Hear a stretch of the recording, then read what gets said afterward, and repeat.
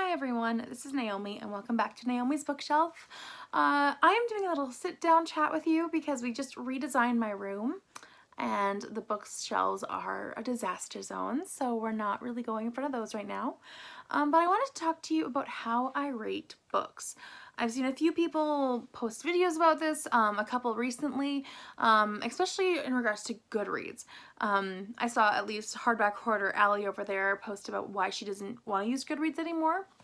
And so I just thought I'd talk about why I rate books, how I rate books, and why I think part of it's important, but I also understand those who don't want to rate their books.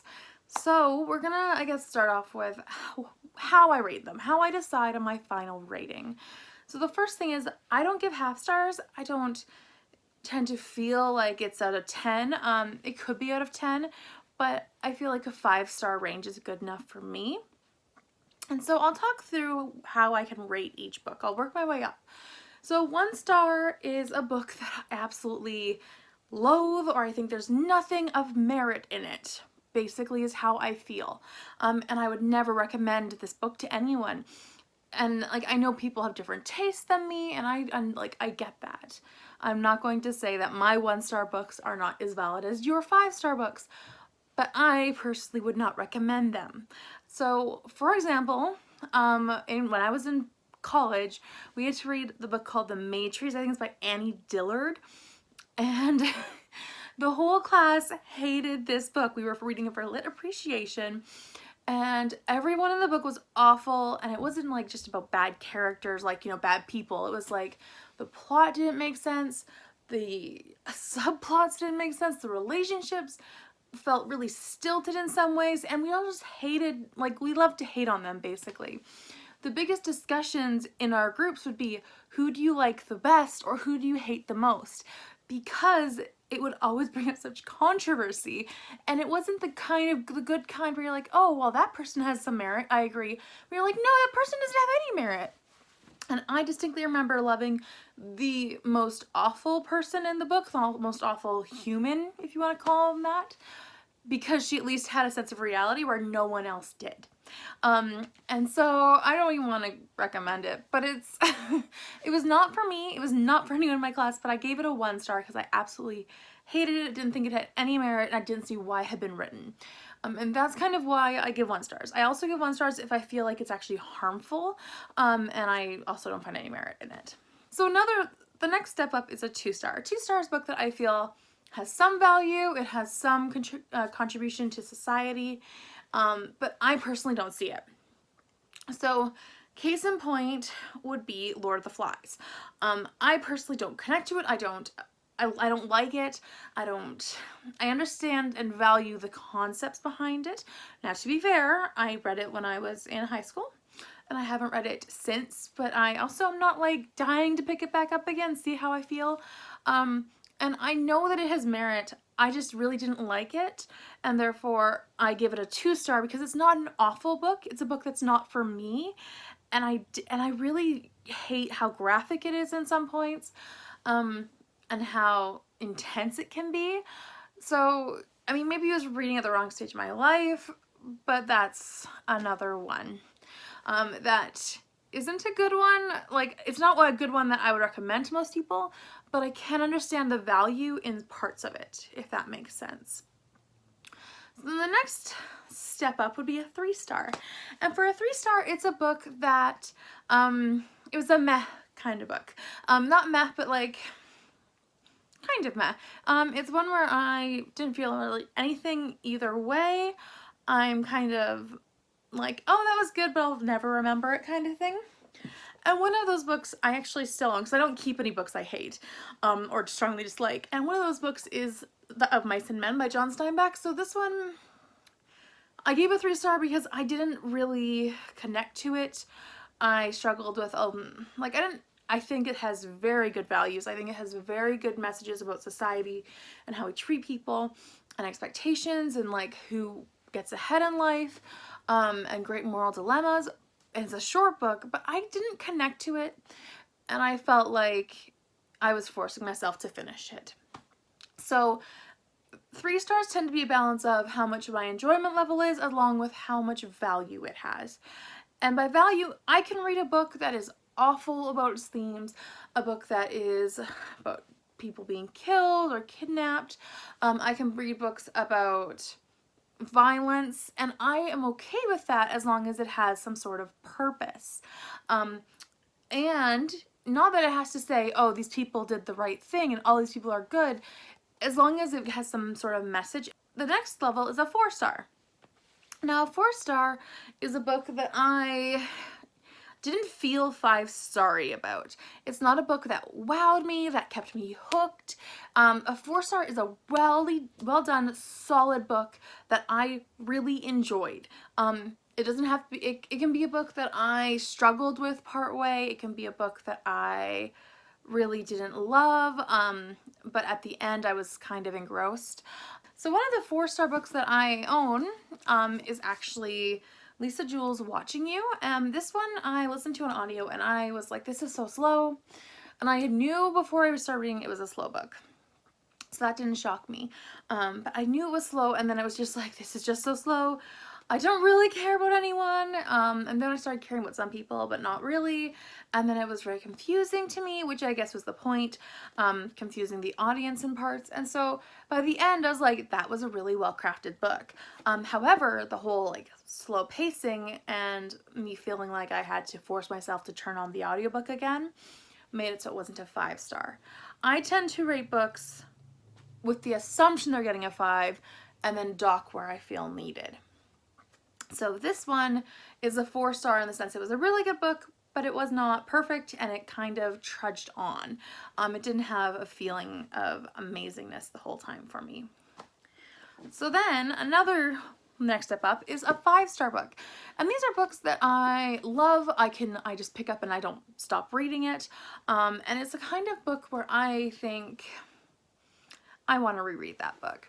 It's also a book where tends to be where I put it down and I think, wow, impressive. And then I look up more books by that author to go and find more books by that author. And so one of my not quite 5-star author, because one of his books was a 4-star, so awful value, average, I know, but is Riley Sagar. So this is The Last Time I Lied, which I gave 5 stars to, and it's because it just kept me hooked the whole time. I was engrossed, I was enjoying every second of it, and the same thing with his newest book, Lock Every Door, was a 5-star because same thing, I was engrossed, I want to keep reading. Even though that one's a lot slower of a pace than a lot of thrillers or mysteries, I really enjoyed that. So that's kind of how I rate. Obviously 5 stars perfection, but I also rate a lot on my gut and how I feel about the book.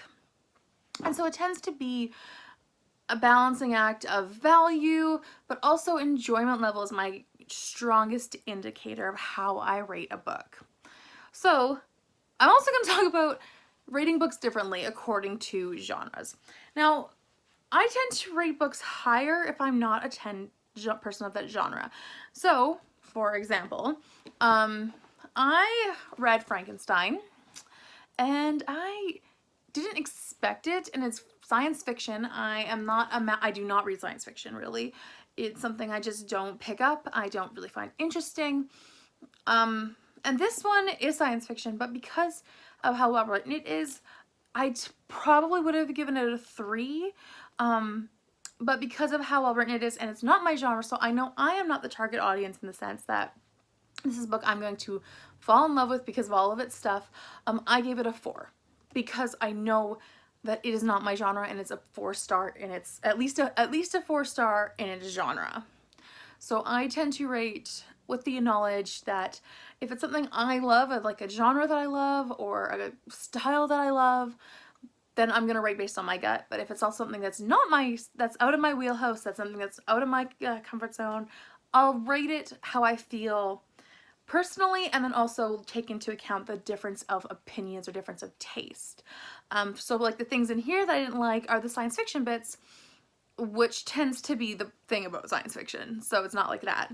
Whereas Orcs and Crake I read by Margaret Atwood, which is science fiction, dystopian, and that one I think I gave a 3 because it was so forgettable to me, and I really didn't like the science fiction stuff, and I know that's my fault, so that's probably why it wasn't a 2. But I it was just very unforgettable, unmemorable to me. And that also applies to children's books. Little House on the Prairie, for example, I am rereading them and they're not as great as I remember, but I'm not docking them that many marks because I do know that these aren't for children. I am not its target audience, and therefore I have different perspective. And so they are getting a bit of a pass from me in some regards, but I'm still rating them based on, I think, their quality, even though my experience as an adult is different from me as a child. So all of this combination boils down to, why do I think rating books is important? Now, I don't. I think rating books is a way to communicate an experience. So if you rate a book, it's because you value the book or you want to express your opinion about the book, whether you give it a 1 star, a 5 star, a 2 star, whatever. Or even if you go on the like 1 to 10 kind of scale. That is your way of expressing your thoughts about the book. However, if you can express your thoughts without a rating, I think that's great too. I know that some people don't rate books, and I think that's totally fine. I go into any book, especially if I hear a review about it, I want to know, you know, what did people think of it? Did they value certain parts? Did they think some parts were unneeded? Different aspects I want to know. And sometimes the rating will tell me that, sometimes it won't. But also, I would much rather watch someone explain their thoughts on a book.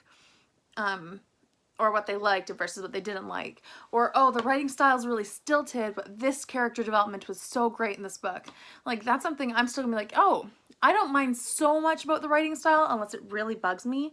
In that case, then that's good to know. But also, I really do care about character development and plot points and stuff like that. So that aspect I care more about than the rating itself. So even if I've heard people say like, oh, if it's like a 2-star read for you, I don't want to read it. It's like, you might love that book, but because you're basing it on the rating and not the content of the book and not the description of the book, you're going to disregard it. So I feel like ratings aren't as important as people think. I think they're good for communicating an experience, an enjoyment level, but also as a person who does not tend to write wordy reviews on Goodreads, I like to rate my books so I can see where I am. It's more for my enjoyment at that point, but I also do like to be like, you know what? This book was really awful and I don't recommend it. I'm going to give it a 1. Or this book was amazing and I think many people would enjoy it. I'll give it a 5. So that's kind of where I fall on this whole spectrum of rating books. I know that there's so many sides to this argument. I know that there's so many thoughts around this issue of rating books, discussing books like that. And Books and Lala, she did a month of no rating books. And some people, like, I personally didn't notice because I don't care about her rating of the book. I care about her thoughts on the book. And so some books she says, oh, this one's amazing. It has this and this and this. And I'm like, that sounds amazing. I want to read it. But then also other books, sometimes she talks about, yeah, it has that and this. And I'm like, that book's not for me. I don't care if she gives this one a 5 star. I'm not going to pick it up because of the content, or I'm not as inclined to pick it up because of the content, which is totally fine. It's just as if I talk about a book and you talk about a book and we have different opinions. But I didn't even notice that she went without rating books because I just took what she said and how that impacted the books and how she felt about them. So in the whole light of the rating things, I will rate books as long as I feel like it, which currently I like writing. I rating books. I like to figure out exactly how I feel about them. And then I also will understand why people don't rate books. And I hope people will understand why I do, but also why I like to talk about the books and not just give you the number and not give you the description. So sometimes I've noticed in my wrap-ups, I forget to tell you the rating of a book. And it's, you know what? That's because I don't genuinely care about the number. I care about the content and how much I loved the content or not. Thanks for watching this video. I know it was rambly and ranty a little, not too ranty, I hope.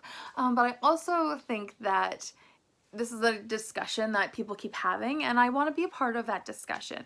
So please leave a comment down below what you think about rating, if you rate books, and if you do you do it based on your feelings, based on the quality, or a system, because I've seen that as well. If you are not subscribed and you'd like to subscribe, please do. I'd love to hear your thoughts about this topic, and I will be putting out a new tag on Tuesday. So I'll see you all then, and I hope you're having a great day. I'll see you next time. Bye.